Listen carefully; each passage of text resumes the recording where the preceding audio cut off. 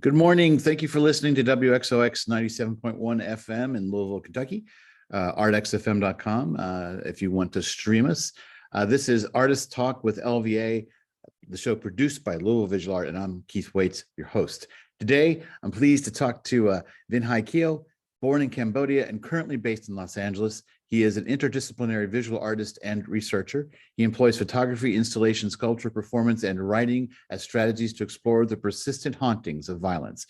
By reading intimately across archives, Keo examines the legacy of the Khmer Rouge genocide, the Vietnam War, colonialism in Indochina, and queer erasure throughout history and its effects on contemporary diasporic lives.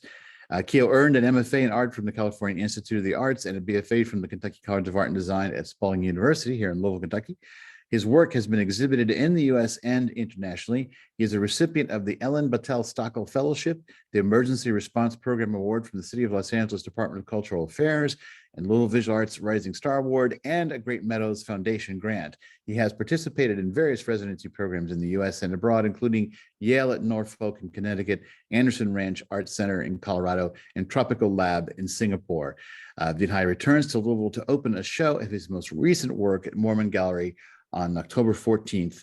It is called To Carve A Constellation. Vinhay, so good to see you again.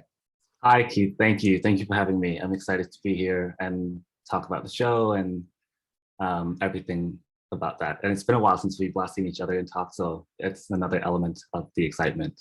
Right. And I think a lot of people in town will be very anxious, or not anxious, but like excited, anxious to see, excited, not in Louisville, because it's been a while since you've exhibited here. Was it the KMAC Triennial? Was that the last time you exhibited in Louisville, or had you did it?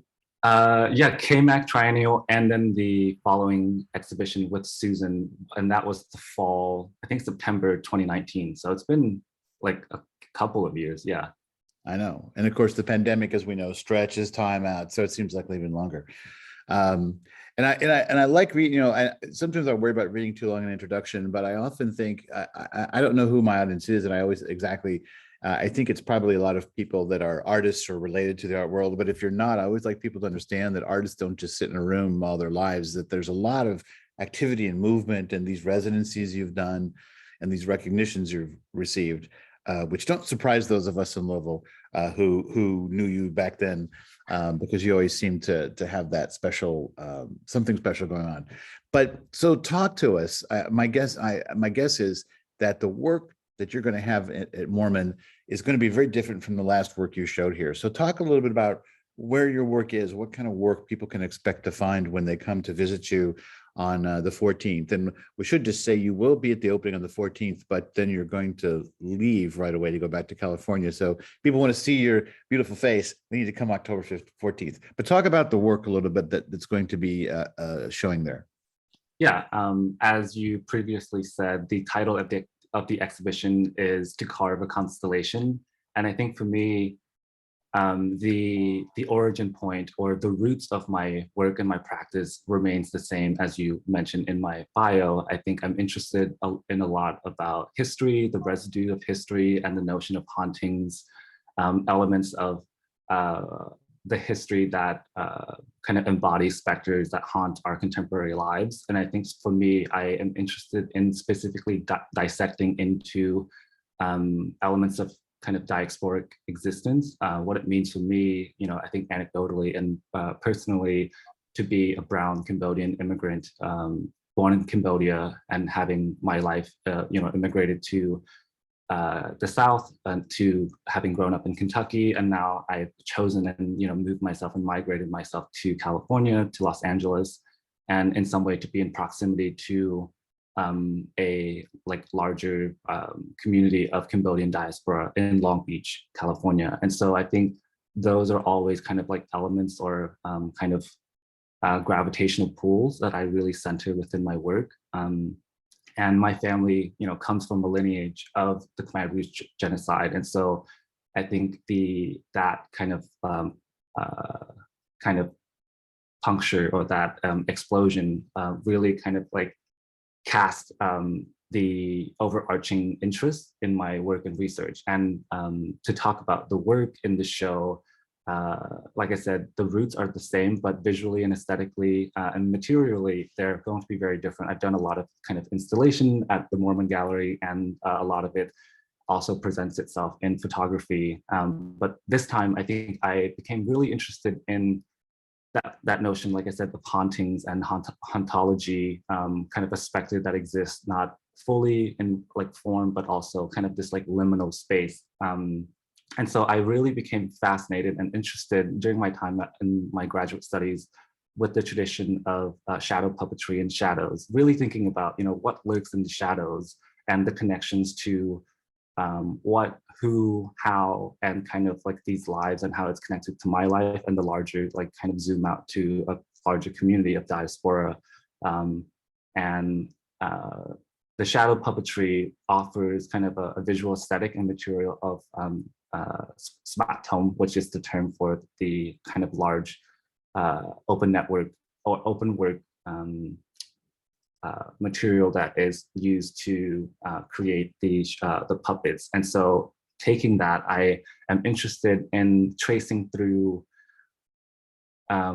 looking at like different imagery, icons, symbols that may be seemingly disparate or disconnected from one another. I've been looking at, you know, French colonial postcards in Indochina that existed from the late 1800s to 1950s. I've been looking at everyday materials like, you know, in the pandemic, I do a lot more cooking, like my rice cooker, thinking about like Kentucky Fried Chicken, KFC bucket, thinking about all of these like, like pink donut boxes here in Southern California. In California, it's really has a root and extension to the diasporic community of the refugees that came to the States in the first wave, and how a lot of them went into donut shops, and that was like a mode that gave them economic mobility.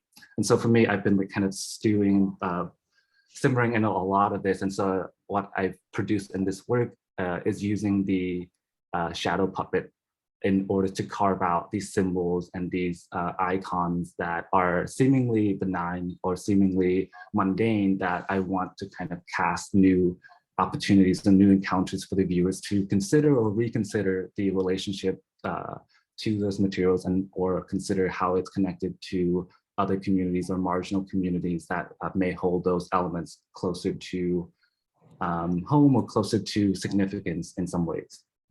The shadow puppetry you're talking about, Ned, that's something you're identifying as a specific part of Cambodian culture, but is that, are there other, is shadow puppetry important in other East Asian or Indochina sort of, in other words, neighboring countries? Oh yeah, it's one of those things where the tradition is, smattom is like the term in the Khmer language for Cambodia, but then there's also a version of it in Thailand and other like Southeast Asian countries as well. And for me, these are kind of interesting kind of cultural like aesthetics or cultural practices that have a lot of similarities and traces. And so for me, the shadow puppetry offers an interesting kind of material vessel that I can pour these, like I said, imagery and icons and symbols that I'm interested in kind of further investigating or representing in some ways of contemporary, like bringing a contemporary voice or contemporary existence of these elements, because the characters that are carved into the open work leather is oftentimes, it stemmed from a very kind of sacred traditional practice that is usually done for like the kings or religious ceremonies and things like that, but it evolved into a more common art practice after the fall of the Angkor Empire. And so it became more of a kind of a readily common practice rather than being held as like solely sacred. So for me, part of that interest too, the arts community was disproportionately targeted during the Khmer Rouge genocide, and like I think 90% of the practitioners, the knowledge bearers, were essentially killed and eradicated, and from a culture and a tradition that solely really relied on verbal and skill-based like transferring or transmission of knowledge, to have lost so much of the practitioner led to a near eradication of that. So for me, it's thinking and trying to insert or inscribe myself into figuring out how do you pick up the pieces and the remnants of what is nearly annihilated, and how do I kind of, I don't want to say, like, it's not necessarily a revitalization, because I think there are, surviving artists that are doing that in Cambodia. But I think for me, as one extension or one removed from Cambodia and from being like steeped in Cambodia in the culture directly, I think I'm interested in kind of my more voice and point of view being kind of Cambodian American, living in California, living in the US now. And so there, for me, is this like kind of liminal space, but then also like honing into that rather than letting it be like, oh, I'm, in the gray zone type thing. It's like, how do I carve out meaning and like put together these symbols and these images to cast a constellation that allows the viewer to kind of navigate and ponder these possibilities. Well, and you talk about Long Beach. So you went to Cal Arts. Did you understand about this? I'm taking from what you said that there's maybe a concentration of Cambodian population there from that maybe that started further back from the refugees maybe coming over during the Khmer Rouge genocide. Did you know and understand about that community when you went to LA, or did you find out about it because you went to Cal Arts and then connected? I chose to kind of move here very intentionally because of my awareness. So when I was in Louisville, and I was, completing my undergrad, and in the handful of years after, I was really trying to research and connect. And in Kentucky, my family's in Bowling Green, and they are still there, but it's a very, very small community there. And I was in Louisville, and I felt very kind of disconnected and isolated, even from my family, let alone a community. And so I knew that I wanted to further my education and my practice. And I found out, I knew about Long Beach, but I didn't know at the time that it was the largest diasporic Cambodian community outside of Cambodia itself. And so I wanted to kind of be in proximity, if not fully, because I think to integrate into a community, it takes time. You can't just come in and, like, oh, hey, I'm here, like, even if you are of like, similar backgrounds or ethnicity or whatnot. And so I knew I wanted to kind of, at least the next step in my life, in my career, wanted to be in proximity to the community, because it extends into my interest and my practice. So yeah, I chose to come to school in Los Angeles, or to go to Cal Arts, because of the proximity to the community. And it's been kind of a slow transition. And I think I'm really trying to hone in onto building connections and building relationships with time, and allowing things to happen organically. Well, and then you also talk about you made reference to the idea of how these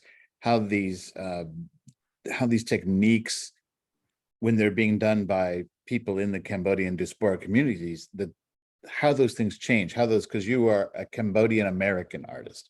So how does their existence within the American culture and the American society, how does that change them, even outside of your own personal practice, or does it? Yeah, I think so. For me, I'm interested, in the the traditional method. And part of this, the work and the research that I've done, is knowing that there are limited or limitations to the archives, and limitation to finding books and things like that. So I've had to do a lot of kind of sifting through, searching on, a lot of it is digital archives, or even things like finding postcard images on Pinterest, these really kind of what you would not necessarily think as sites to go find or to do research, and even finding videos on Spatome, the shadow puppetry, on YouTube, or whatever obscure website I can find of travel blogs and other things like that. And so knowing, because part of it is the lack of archival material, I've had to do a lot of that kind of work in order to kind of learn. And it's an ongoing process. I've been doing this research since I moved here for grad school and been investigating for the last 3.5, 4 years. But yeah, I'm interested in my positionality. You know, even though I was born and raised in Cambodia, I immigrated to the US and, you know, became a US citizen. And so I kind of in some way embodied kind of an American identity as well, kind of like, you know, quote unquote Western identity and ideology in this as well. And so I'm interested in kind of my own positionality, my intersection of like being Cambodian, but also being American, but also being brown, immigrant, being queer, being like these sort of things that allows me to kind of have access to a lot of kind of different points of view and different kind of insight as well. And so part of that is why I think a lot of my work seemingly looks disjointed or disconnected. I think I often joke to like friends or peers that like my mind is sometimes like a crime scene wall where there's a lot of like red strings pulling things and pulling threads together. It's like, well, these postcards are connected to this like material that I've been looking at that I found on, you know, like on Pinterest or these other things. I'm like really trying to kind of hone in. And I think for me, at one point I had a conversation with another artist who said that I think what you're trying to do is that you're trying to build a constellation. Because oftentimes I feel like I talk and I like really use a lot of hand gestures like I'm doing now, even though this is, you know, like an audio and I guess will be visual as well. But and I think that's why I came to this title, To Carve a Constellation, because part of the work is having to cut and carve into the, because part of the materials I'm using is cork and sarong and samput, which are these common like, or these cotton fabrics, and I use them to create a mimicking of the cow hides.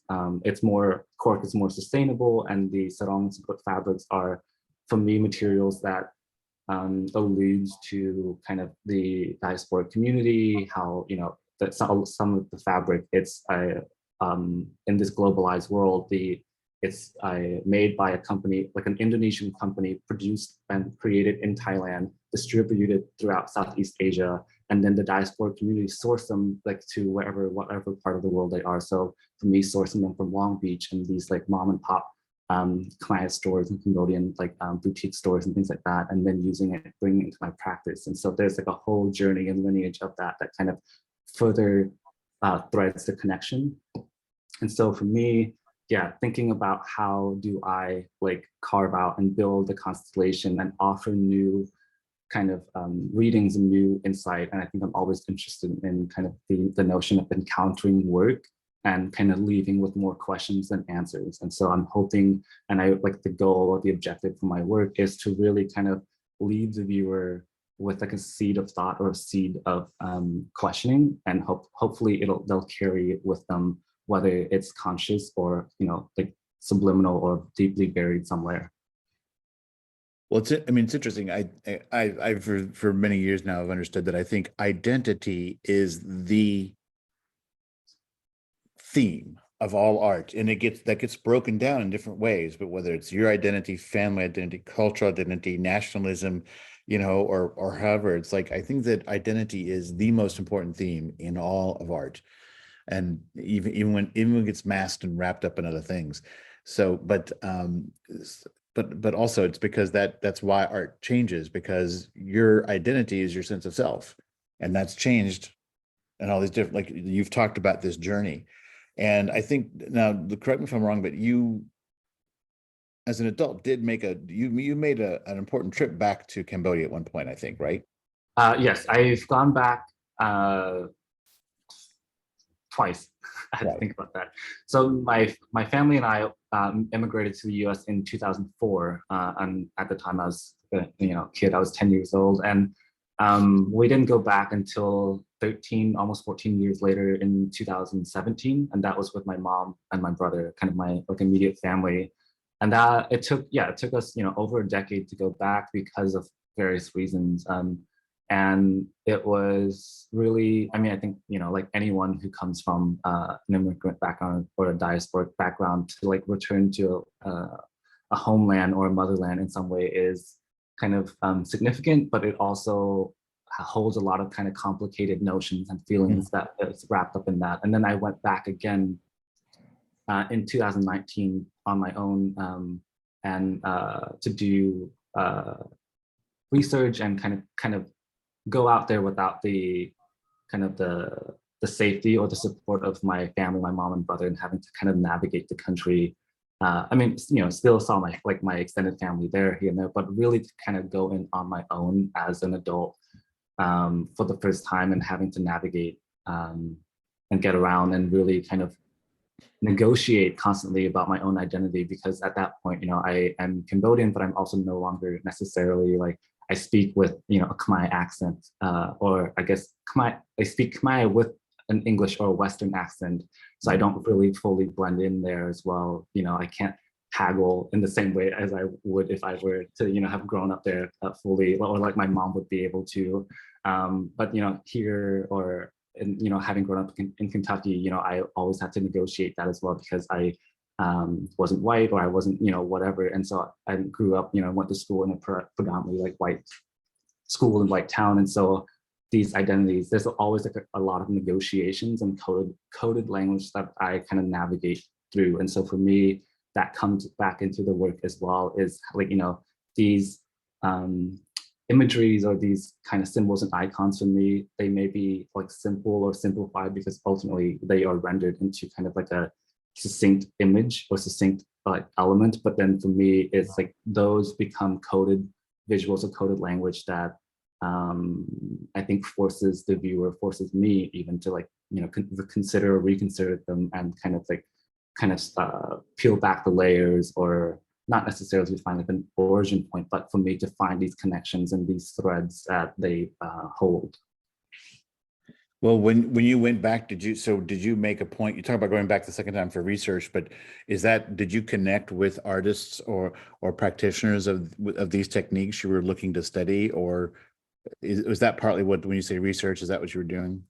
So at the time, when I went back in 2019, I also went to Singapore at that time for my residency, and I did research on kind of it was a different research and different body of work, or different work that I made that was about the sand dredging and the devastation of the mangrove forest in Southeast Asia, because of the relationship to Singapore expanding their landmass by taking sand and land from other parts of Southeast Asian countries. Cambodia was one of the larger exports of those materials, and so but it's still kind of tied in. I was also interested in doing or looking into and researching the Cambodian Royal Ballet, so the dance, which is also similar or connected and performed sometimes at the same time or same venue as the shadow puppetry as well. And so these things coexist,